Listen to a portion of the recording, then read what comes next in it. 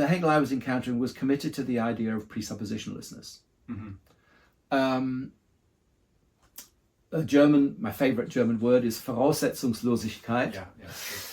And I think he takes this seriously. Now, there's a question of what it means, which I'll say a little bit about. But the first thing to note is that Hegel's contemporaries, Feuerbach, Schelling, Kierkegaard, knew very well that Hegel was committed to presuppositionlessness. It was perfectly clear. There was no mystery about it. But they thought that he was wrong because, not wrong to aspire to some degree of suspending of assumptions, but wrong to think that you could think without presuppositions altogether, because each of them in different ways identified various assumptions that underlie Hegel's thinking from their point of view. And of course that carries on with Nietzsche, with Heidegger, with Gadamer, and other thinkers as well, even into Deleuze in Difference and Repetition. There's a certain image of thought that's guiding Hegel's thinking from Deleuze's point of view. So what I did is I just thought, okay, well, let's take Hegel at face value. Rather than sort of trying to get behind what he's doing, let's take him at face value and see what he thinks thinking presuppositionlessly amounts to. And it turned out that there are sort of two aspects to it. First of all, Hegel doesn't deny that there are historical, linguistic, hermeneutic presuppositions. I mean, without being stupid about it, you can't do philosophy unless you're alive. Well, that's an assumption. You've got to be able to think. You've got to be able to use language. You've got to be located in a history. You've got to be located in a geographical location somewhere, not sort of living at the bottom of the sea. So there are a lot of obvious assumptions that Hegel thinks are the prerequisites of doing philosophy.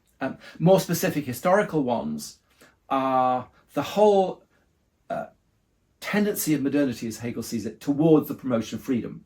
In religion, in politics, in economics, in philosophy. So that's the first thing. There are presuppositionless philosophy has presuppositions, and that is not some cute Hegelian contradiction. That is quite unequivocal. So in what sense is Hegel's philosophy presuppositionless? Well, it's presuppositionless in that it has no systematic assumptions on which it rests. So if you think of Leibniz's thinking, Leibniz's thinking rests on the idea of a monad. A monad is a simple substance. Spinoza rests. Paragraph 1. Spinoza rests on substance. And further we deduce. Exactly. Hegel's view is that in a post-Kantian world, what we need to be focusing on is thought. So we're thinking about thinking, but in order to think about thinking properly, we have to suspend all the assumptions that we've traditionally had about what thinking is. So it's not, we can't assume it's judgment. We can't assume it's governed by the laws of excluded middle, the law of non-contradiction. We can't assume that those are wrong either. We just can't assume that they're valid at the beginning. So where do we get to at the beginning? We get to the idea that thought has to be freed from all assumptions and reduced to nothing but bare being, the bare being of thought itself. The best way of understanding this, I think, is to think of Hegel as completing what Descartes has done.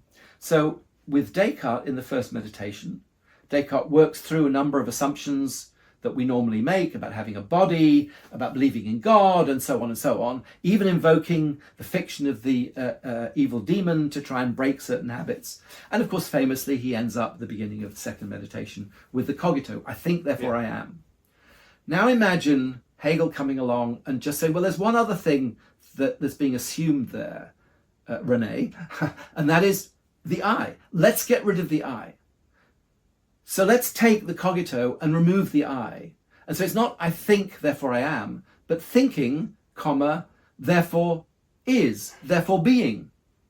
And thinking in that, I we can't really call it a sentence, can we? But that in that expression is reduced to its own bare being. And you can't go any lower than that. You can't be any more minimal than that. Now, Hegel thinks that's what it means to think without systematic presuppositions.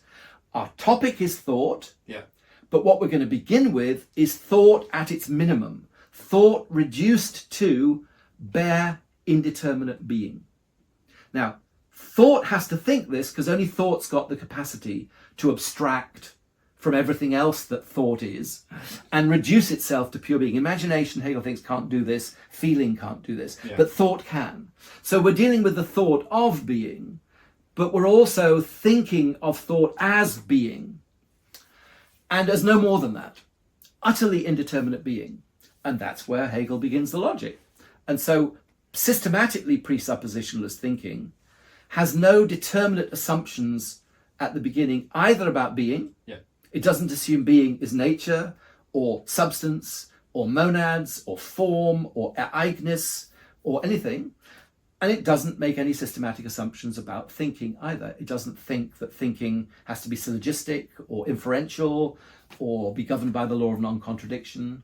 It suspends all of that, and it just begins with thought as pure indeterminate being. And then, through a process we can talk about later, Hegel thinks that we need to open ourselves up to and to try and discover what such thought as being turns into. And he thinks that the whole of the rest of the system, certainly within the logic, is generated by what proves to be a dialectic within that being. So then let me tie this back to Deleuze and Heidegger and others.